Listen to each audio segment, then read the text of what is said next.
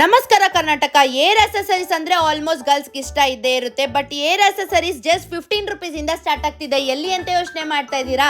ಕೆಳಗಡೆ ಒಂದು ಪೇಜ್ನ ಮೆನ್ಷನ್ ಮಾಡಿರ್ತೀನಿ. Instagram ID week shoe collections ಅಂತ. ಇವ್ರ ಪೇಜಲ್ಲಿ 15 ರುಪೀಸ್ಗೆ ಸ್ಟಾರ್ಟ್ ಆಗದೆ, ಎಂಡ್ ಆಗದೆ 55 ರುಪೀಸ್ಗೆ.